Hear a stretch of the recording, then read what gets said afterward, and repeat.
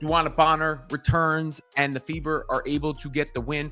Really a team effort. I mean, talk about a team effort. They didn't have Caitlin Clark, obviously, in this game. And they barely had Kelsey Mitchell. DeWanna Bonner thought she could ghost the Indiana Fever mid-season, join a contender, and never look back. But when she stepped foot back into Gainbridge Fieldhouse, reality hit harder than any screen she's ever run into. The crowd didn't just remember her exit, they felt it. The boos weren't background noise, they were a reckoning. And the scoreboard, it turned into a brutal reminder that karma doesn't miss. DeWanna Bonner in the hot seat after saying what she stated last night in her press conference, man. Bonner was held to just 4 points while her replacement dropped, a career high. Meanwhile, her fiancé, Alyssa Thomas, tried to clap back at fans from the sidelines only to watch her real team collapse in real time. This wasn't just a win for the Fever. This was revenge, redemption, and a turning point for a squad. Rising without apology, the universe had perfect timing, and Bonner walked right into it. Welcome to the story of Instant Carmond, how it lit Gainbridge on fire. DeWanna Bonner continues to take shots at the Indiana Fever and the Fever fans. I think it's absolutely disgusting.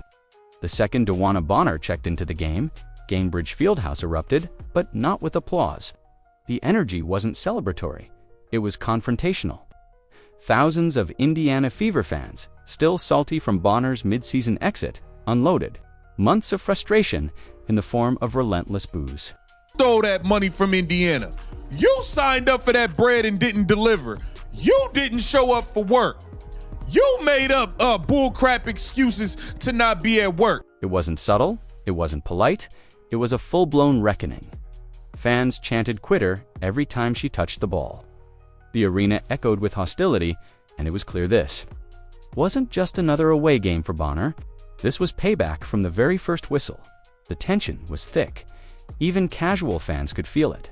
This wasn't just basketball, it was personal. The people of Indianapolis had watched Bonner sign with their team, hype up a fresh start, and then abandon ship when things didn't go her way. She signed a max contract. She knew Phoenix didn't have the bread. She got 80 here and went and got the rest over there. I think it's trash. It felt like betrayal. And now, face to face with the crowd she walked away from, Bonner had nowhere to hide.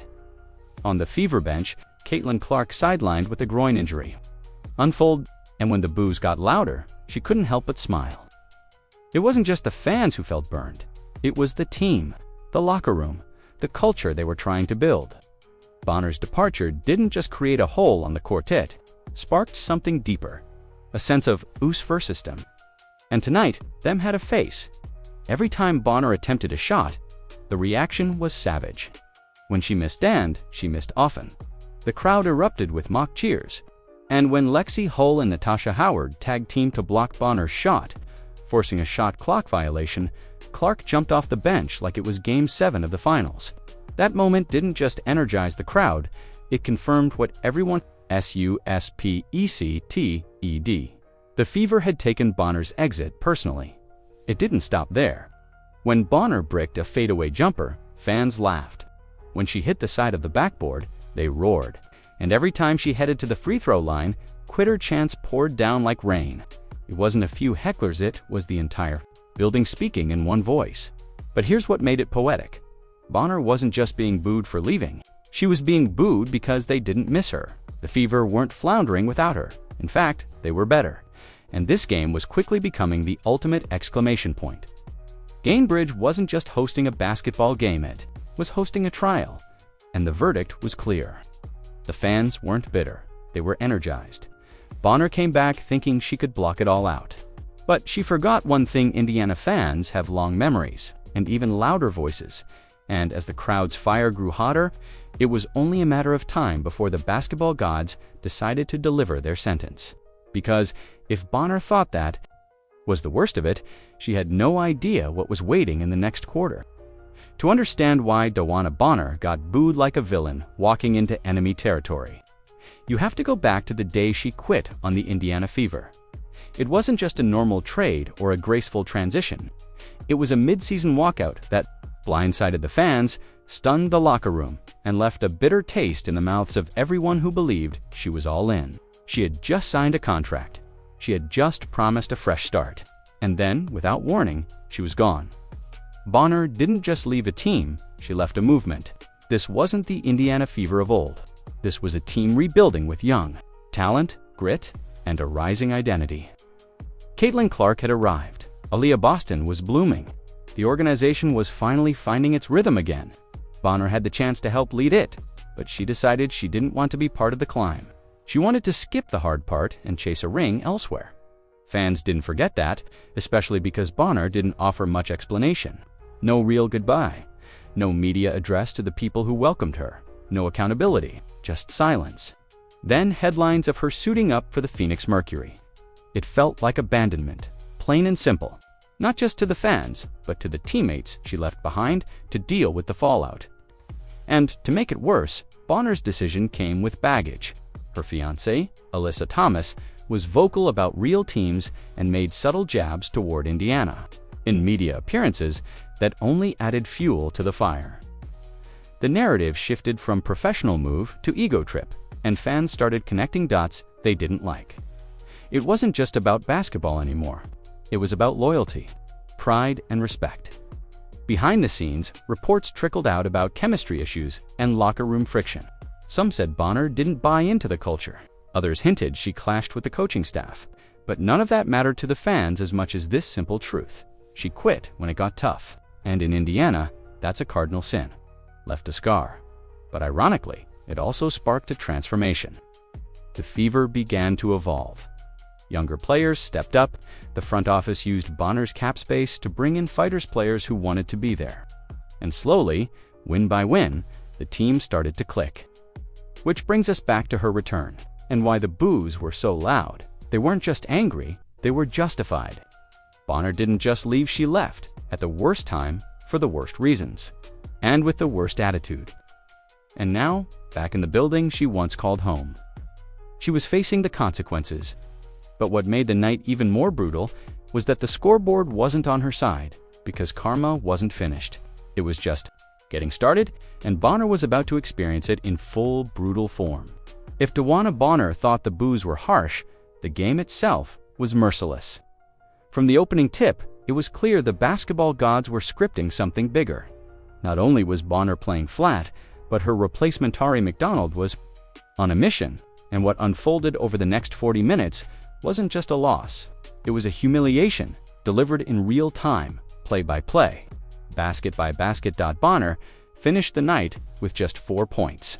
1 field goal and 2 free throws in 21 minutes of action. 1 rebound, no blocks, no impact.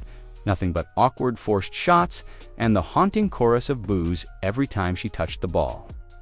She looked disengaged, disoriented, and utterly out of place on the floor she once promised to elevate if she was trying to prove a point. It backfired hard. Meanwhile, the woman who took her spot on the roster had the best night of her career. Ari McDonald, once overlooked and barely on the radar, exploded for a career-high 27 points. She was everywhere, slashing to the rim, knocking down jumpers, hitting all 10 of her free throws with ice in her veins. She didn't just outperform Bonner, she annihilated the ghost of her presence in Indianapolis, and every bucket she scored felt like a dagger. Twisting the narrative further, it's poetic, really.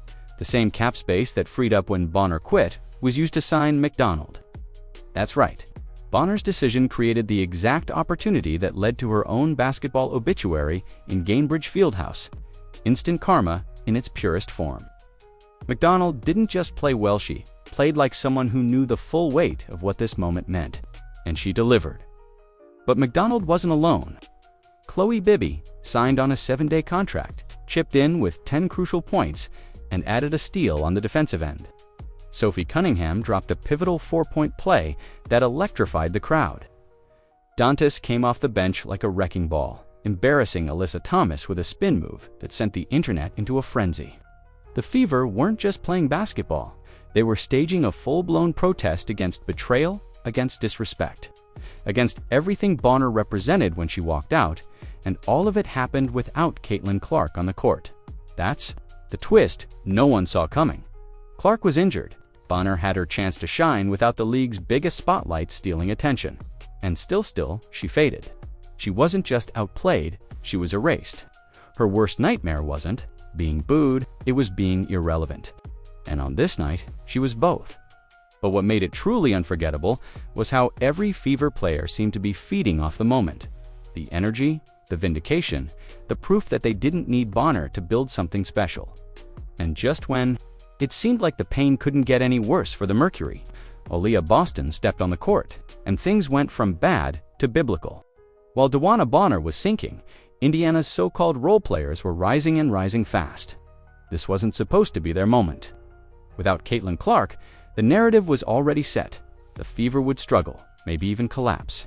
But someone forgot to send that memo to the underdogs, because what the world witnessed that night was a total team takeover. Led by the players Bonner once shared a locker room with her, in some cases, never bothered to get to know. Let's start with Chloe Bibby, signed on a temporary 7-day contract. She wasn't even supposed to be part of the long-term rotation, but on this night, she played like she had something to prove, and she delivered. Bibby dropped 10 vital points, including a momentum-shifting 3 in transition that helped the Fever claw back from a 9-point deficit. She spaced the floor, defended with grit, and even swiped a key steal to fire up the home crowd. Every second she played screamed hunger, the kind of hunger Indiana had been missing when Bonner was jogging through possessions. Then there was Sophie Cunningham Ferry, fearless and right on cue. With Kelsey Mitchell in foul trouble and the team needing someone to make a statement, Sophie stepped up and hit a 4-point play that blew the roof off Gainbridge Fieldhouse. Her final stat line read 12 points, but the energy she brought was worth twice that. Cunningham wasn't just knocking down shots, she was igniting the building, diving for loose balls, barking at opponents, feeding off the crowd. She looked like a leader, and in that moment, she was one. Off the bench, DeWanna Dantas put on a clinic in composure and toughness. She came in, delivered 12 points of her own, and dropped Alyssa Thomas with a slick dream shake move that had the crowd and the bench howling. The irony, Thomas had been chirping at fans all night, telling them Bonner had joined a real team. But when Dantas left her spinning, it was clear who really had the upper hand. This wasn't just basketball, it was theatrical justice. These players, Bibby, Cunningham, Dantas, were either overlooked or underestimated. None were supposed to be the face of the franchise. But on a night when every camera was supposed to focus on Bonner, they stole the show. They turned a revenge game into a statement of identity. Indiana wasn't just Caitlin Clark. It wasn't just Aaliyah Boston. It was a culture, a collective, and it was a live. Bonner left, thinking she could find a better fit. But what she didn't realize is that she was never the missing piece. She was the blockage. Her exit didn't break the Fever. It unchained them. And as Indiana kept building their lead without their star rookie, one question kept echoing louder with every possession. What would happen if someone finally lit the fuse on Aaliyah Boston? They were about to find out. The game was still in reach for Phoenix as the fourth quarter began. Down just a few possessions, the Mercury believed they could claw their way back. They had veteran experience, scorers, and desperation. But what they didn't have, what they had no answer for, was Aaliyah Boston. And in the final frame, she made sure they remembered her name. Boston had already been putting in work all game. 22 points and 12 rebounds through 3 quarters. But in the fourth, something shifted. She stopped playing like a rising star and started playing like a franchise cornerstone. She took over completely, going on a personal 10-0 run that broke Phoenix's spirit. Every possession, she demanded. The ball. Every matchup, she exposed. And every shot, she made it count. The Mercury tried everything. They sent doubles, they collapsed the paint, they tried to force her outside. Nothing worked. Boston's footwork was too sharp, her timing too precise. She carved up defenders with spin moves, sealed them off with her hips, and finished through contact like she was born for the moment. She went to the free throw line 13 times and sank 10 of them, punishing Phoenix for every foul and hesitation. This wasn't just dominance, it was control. With Clark sidelined and the game hanging in, the balance. Boston didn't just step up. She took over. She dictated the tempo. She made the court hers. It wasn't loud. It wasn't flashy. It was surgical. And that made it even more terrifying. The Fever's bench couldn't sit still. Every basket from Boston triggered a wave of celebration fist, pumps, towel waves, screams. But more than that, it triggered belief. You could see it in their eyes. This wasn't just about this game anymore. This was about what they were building, right there, on that floor, without their superstar. And Boston was the architect. On the other side, the Mercury unraveled. Their shots stopped falling. Their energy dropped. Bonner looked disconnected. Alyssa Thomas looked rattled. Even the crowd could feel it, the air shifting, the game slipping away, and Boston just kept coming, like clockwork. Her final line, 39 minutes, 29 points, 15 rebounds, 10-4-13 from the line. Her fourth consecutive double-double career best streak, but it wasn't just the numbers that made the performance legendary, it was the timing. Boston showed up exactly when her team needed her most. That's what stars do. That's what leaders are made of. Gainbridge Fieldhouse roared with every bucket. It felt like a playoff game, not a regular season contest. And every time Boston scored, the message got louder. We're not just Caitlin Clark. We're Indiana. We're building something bigger. With or without the headlines. By the time the final buzzer sounded, the Mercury had been dismantled. And at the center of it all was a player who didn't talk trash, didn't taunt the crowd, didn't make it about herself.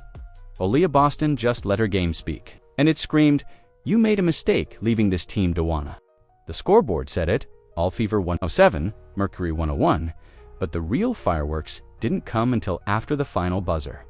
The post-game press conferences turned into a masterclass in contrast. On one side, professionalism and poise. On the other, damage control and deflection. If the game itself delivered karma to DeWanna Bonner on the court, the post-game reactions revealed everything about the cultures of the two teams and who's truly built for the long haul. First to speak was Kalia Copper, and it didn't take long for her emotions to spill out. But instead of acknowledging the loss or giving credit to Indiana's breakout performance, she aimed her frustration at the Fever fan base. "I just don't understand," she said, visibly upset. "She's a legend, and all the things she's done for the league, the disrespect, I just can't get down with it." To some, it may have sounded noble, but to Fever fans, it was toned up. Bonner didn't get booed for being a legend. She got booed for walking away when the team needed her most. She didn't retire gracefully or take a back seat. She left mid-season without explanation and tried to spin it as a better move for her career. Copper's attempt to paint her as a victim didn't land, especially not after watching Bonner's lifeless four-point performance. She didn't say a word to the crowd. Copper continued, "People talk some trash to her, but we got her back. It's just very distasteful." The problem, the only thing more distasteful than booing a player who quit on her team, is pretending it didn't happen. Fans weren't reacting out of nowhere. They were responding to months of silence, frustration, and betrayal. Then came the Fever's response, and it couldn't have been more different. Head coach Stephanie White took the mic and refused to take the bait. "It's weird seeing her on the other side," she admitted, "but basketball is basketball, and relationships are relationships." She didn't bash Bonner. She didn't get emotional. She let the scoreboard and her players do the talking. That's leadership. Then Aaliyah Boston delivered the most cutting statement of the night without even raising her voice. When asked about Bonner's return and the crowd's reaction, she said flatly, "Honestly, that got nothing to do with me." One sentence, no drama, no emotion. Just a clear signal that the Fever weren't dwelling on the past. They were focused on the future. Boston's maturity under pressure highlighted the growing identity of this Fever team. They don't need excuses. They don't need protection. They let their play speak. Meanwhile, the Mercury were busy whining about booze. After a loss, the difference was stark. The Fever were building something. The Mercury were still clinging to names and nostalgia. And at the center of that divide was Bonner, caught between who she used to be and what she walked away from. The microphones told the story just as loud as the crowd did, and when the cameras finally shut off, one thing was crystal clear. Bonner had lost more than just a game sheet, lost the locker room, the fans, and the narrative. Numbers don't play favorites. They don't care about reputations, resumes, or past glory. And when you look at the stats following DeWanna Bonner's departure, one truth becomes impossible to ignore. The Indiana Fever didn't just survive. Without her, they leveled up. What was once seen as a team trying to rebuild around a patchwork roster suddenly became one of the most cohesive, energized squads in the WNBA, and the results are right there in black and white. Let's start with the win column. This victory marked the Fever's third straight win and pushed their record to 15-12, landing them in 6th place in the league. That might not sound headline-grabbing until you remember that the Fever haven't been 3 games above .50 since 2015. That's right, almost a full decade. And it happened after Bonner left. The stats aren't just about team performance either. They're about chemistry, development, and efficiency. Since Bonner's exit, Ari McDonald has averaged double figures, including that explosive 27-point masterpiece. Chloe Bibby is contributing real minutes. Sophie Cunningham has reemerged as a fearless floor leader. Dantas brings reliable scoring off the bench. The dominoes that fell after Bonner left created opportunities for hungry team-first players to step in, and they didn't just fill space, they changed the entire dynamic. And then there's Aaliyah Boston, who has found a whole new gear. Without Bonner clogging the post or demanding touches, Boston has blossomed into a full-blown star. Her numbers have surged across the board. 4 straight double-doubles, a fourth-quarter takeover against a playoff contender. She's become the emotional and statistical anchor of the team. That growth may never have happened if Bonner were still occupying space and slowing the pace. What Bonner's exit really did was remove the friction. Locker room dynamics matter, even if they don't show up on the stat sheet. And by all indications, things have become more unified since she left. The bench energy is higher. The defensive rotations are tighter. The assist numbers are up. It's not a coincidence. This isn't just addition by subtraction, it's evolution by subtraction. Bonner thought she was leaving behind a rebuilding mess. What she actually left was a blueprint for the future. And that future is winning without her. Indiana isn't looking backward anymore.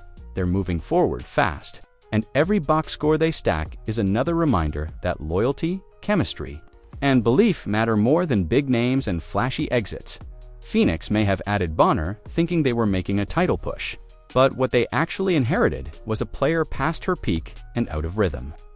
Indiana, on the other hand, embraced the chaos and built something better out of it. No fake hype, no drama, just numbers. And the numbers are screaming something. The rest of the league better hear loud and clear. The Fever are no longer a team in transition. They're a team to fear, and they did it by letting go of the one player who never really wanted to be part of it. Sometimes in sports, the scoreboard isn't enough. Sometimes the most powerful moments happen around the game, the build-up, the crowd's roar, the sideline reactions, the post-game silence.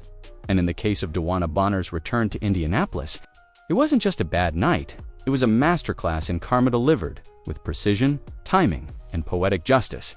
Because, let's be honest, Bonner thought she'd upgraded. She left Indiana mid-season, presumably chasing a shot at a championship. She aligned herself with a top-tier franchise. She reunited with her fiancé. On paper, it made sense. But what she didn't account for was how the universe has a funny way of writing better scripts than any PR team can spin. From the moment she stepped onto the court, it was clear this wasn't a welcome home party. It was a reckoning. Booed relentlessly, outplayed completely, and humiliated on the scoreboard. Bonner was forced to watch her former team thrive in all the ways she assumed they couldn't. Her stat line, just 4 points and 1 rebound, just forgettable. It was symbolic. A once feared scorer reduced to background noise in a building she thought she left behind. Meanwhile, her replacement Ari McDonald lit the place on fire with 27 points. Chloe Bibby signed with money freed. By Bonner's exit, drained clutch shots. Aaliyah Boston delivered the kind of fourth-quarter dominance that stars are made of. And all of it unfolded in front of the fan base. Bonner ghosted in the arena she walked away from, against the very team she once suited up for. But karma didn't stop with on-court embarrassment. It extended into the press room. While Kalia Copper criticized fans for their disrespect, the Fever organization responded with class, composure, and focus. Stephanie White praised the team. Boston shrugged off the noise. The message was clear. Indiana doesn't need to clap back. They're letting their culture and chemistry speak louder than any quote ever could. That's where Bonner's true loss lies. Not in the game, not in the points, but in the realization that the team she abandoned didn't just recover, they flourished. They didn't beg her to stay. They moved forward without hesitation. And now they're thriving in a way that exposes just how little they needed her to begin with. This game wasn't just a win. It was a message to the league. We're not the same team you thought we were. And it was a message to Bonner. We're better without you. In professional sports, timing is everything. And on this night, everything aligned. A sold-out crowd, a missing superstar, a rising franchise, and one former player walking into the storm she helped create. That's karma. Raw, unfiltered, and undeniable. And for DeWanna Bonner, it didn't just come knocking. It walked her right out of the narrative she thought she controlled. Because in the end, the Fever didn't need revenge. They had each other, and karma did the rest. DeWanna Bonner came back to Indianapolis expecting a basketball game. What she got was a reckoning. From the roaring boos to her painful 4-point performance, everything that unfolded was karma served cold. But this wasn't just about one player's failure. It was about a team rising from the ashes of abandonment and proving they never needed her to begin with. The Indiana Fever showed the world that culture beats clout, chemistry beats ego, and loyalty beats headlines. Without Caitlin Clark, they didn't flinch. They rose Ari McDonald, Aaliyah Boston, and a bench full of hungry fighters turned Bonner's exit into fuel and lit Gainbridge Fieldhouse on fire.